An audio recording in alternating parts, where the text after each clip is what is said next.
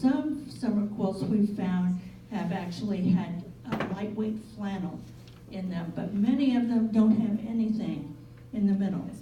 But Deanna says about this one, she was in Virginia, Illinois about 16 years ago, and she bought a box of 3 quilts. This was one of them, and it was on the bottom, and now she knows why. She said, honestly, I thought this was the ugliest quilt I'd ever seen, but there was no way I could throw it away because someone cared enough to put it together. She uses it to protect her quilting chair from the morning sun. Every time she looks at it, she thinks about it being the ugliest quilt in the world, but oh my, what a workhorse it's been, and always brings a smile to my face. It is hand quilted and tied, and I kind of like the front as an old quilt. It was probably from a number of dresses. It's the back that needs sunglasses before you look, because they brought it around to the edges to bind it. Now that particular fabric is different. It's very, very bright, and so you might need sunglasses, but I don't know about the ugliest quilt in the world because everybody loves different.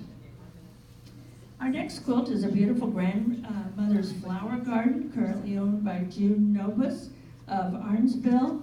It's 58 by 73 inches, made approximately in 1957. It was made by June Nobus. She was here yesterday for one of our bed turnings. It is hand pieced and it is hand quilted, and it's really a beautiful quilt. I really enjoyed the edge on that one because it was just part of a flower. Our next quilt is actually not a quilt yet.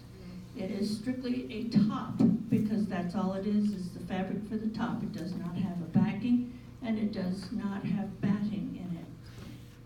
It is one of those 3 quilts that Deanna found in her escapades in Virginia about 16 years ago. She liked the colors real well, pink, gray, and white. She also really, really likes the border because it kind of looks like petals. And she said that the cornice in her bedroom window has a cornice that has similar petals to it. And I will tell you, yesterday I got so tickled because from a distance, one lady comes up to me and she says, "Oh, I thought that was ladybugs." It's little flowers. I thought, I never know what you see back there because I'm up close, but I didn't think it looked like ladybugs. But there's the one lady yesterday thought it could be ladybugs. I always get really interesting comments.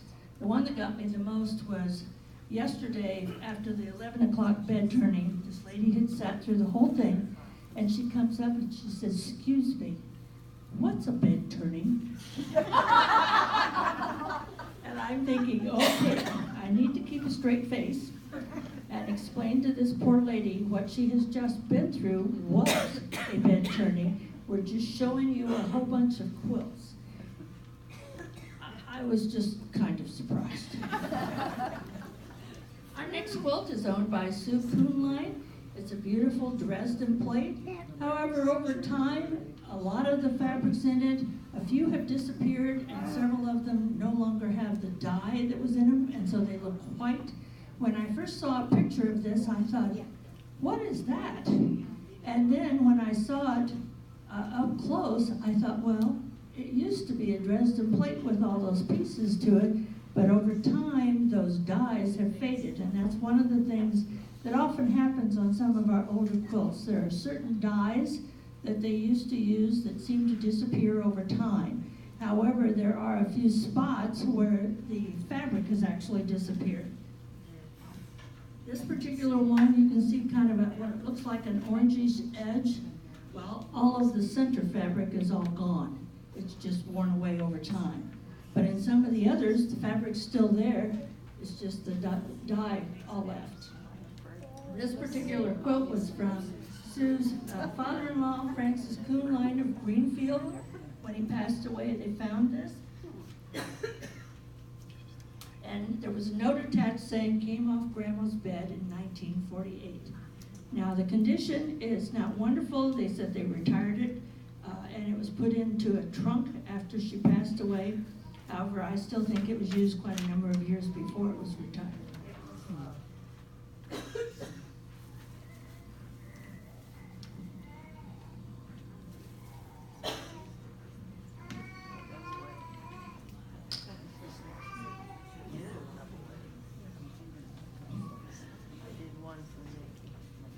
Sorry, it needed a little sip of water there.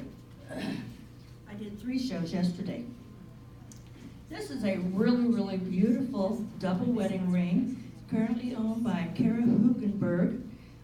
Karen is from Clayton, Illinois, and it's so beautiful because it's a smaller double wedding ring than you usually see. Usually I'd say they're almost twice that size. This one seems to be a lot smaller. Those rings are about 9 inches in diameter. Kara says that this particular one is hand-pieced and hand-quilted, and you can see the beautiful edges on it are scalloped and they are well done. The quilt was made by my great-grandmother, who became visually impaired long before she passed away. We feel that she made this quilt when she was in her 50s, and she was born in 1888, making it about the late 30s or early 40s. My mother remembers her mother having this quilt on her bed. It's a really lovely quilt with some real nice hand quilting on there.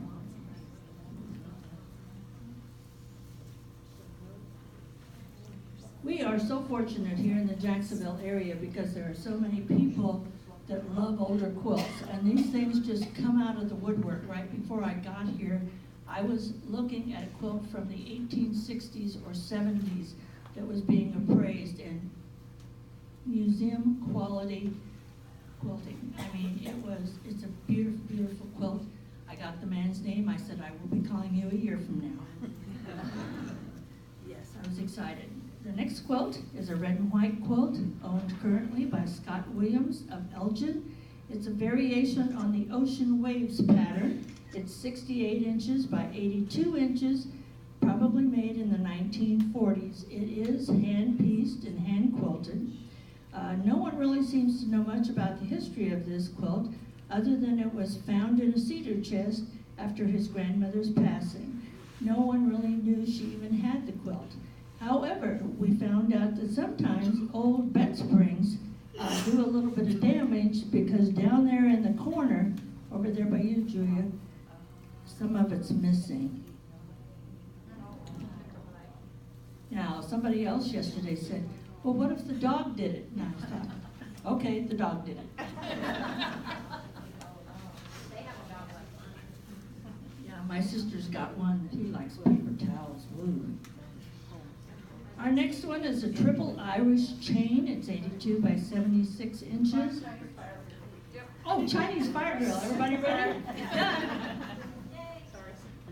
When you hold up these quilts, after a while, your arms, your neck, your shoulders start to give you a lot of pain. So we try to switch sides about halfway through so the other side hurts just as bad. This quilt is owned by Deanna Hart of Jacksonville, 82 by 76 inches, approximately made in the 1940s.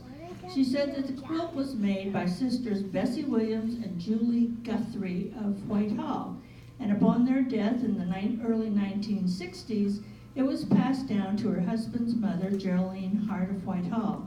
After her death in 1993, it was given to Deanna and her husband. They've loved it for 25 years. And if you look real close, you find some absolutely beautiful hand quilting on this. I don't know how many stitches per inch, but quite a few. And if you get up close when they're putting the bed back together, you'll see that what looks like kind of beige fabric actually is a print up close. I'm sure you can't see it from back there, but it is beautiful. Our next quilt is a kind of different pattern. It's called Friendship Circle. It's 64 by 84 inches, currently owned by Sarah Kemp Pope of Kansas City, Missouri. And she's here in the audience today, so we're really privileged to have her drive that far to see us. We think it was made about the 1930s. Originally, the blocks were made by Sarah Peace Feeker, who was from Buckner, Missouri. She was born in 1911, married in 33, and passed away in 2000. Sarah Feeker was the great-grandmother of Sarah Pope. See, when they get too many Sarahs in one story, I get confused. So I have to read some of this, so I confuse only myself, not you. She was a longtime quilter and a lady with minimal means, not allowing her to make many dresses for herself, so she often swapped fabrics with her friends so she could make quilts. Sarah Feeker was the great-great-great-granddaughter of Catherine Kendall Carson, a midwife in the Jacksonville area and known as Mother Carson. Sarah Pope started machine piecing the blocks in 2015. The quilt is hand quilted and finished earlier this year, so it's had almost a 90-year journey in coming to what we see. Is this going to stay here forever? Thank you, Sarah. Are you the winner? Our next quilt is a fan pattern. You saw one earlier. This one is a really small one, which is unusual. Most of the fans that we see are larger than this. This one is only 64 inches by 82 inches, probably made about 1930s. It's currently owned by Kara Hugenberg of Clayton, Illinois, and it was made by Irene Hughes Hildebaugh, born August 25th, 1900, and passed away in 1986. The quilt that was made by Irene, who was the sister of Kara's paternal grandmother. She says her grandmother had 3 sisters and was the last surviving sibling. She inherited Irene's quilts and fabrics. We believe that she made the quilt for her only daughter, Wanda, who died prematurely at a young age. Each of these fans are relatively small because they're only 5 inches. And as you look across the top, there's 10 spokes in each one of these fans. So there's some really, really tiny stitching. It is machine quilted, it's hand pieced, and if you look, each one of those spokes is double stitched on each side. So there's a lot of stitching and a lot of fine detail work in this one. Beautiful quilt.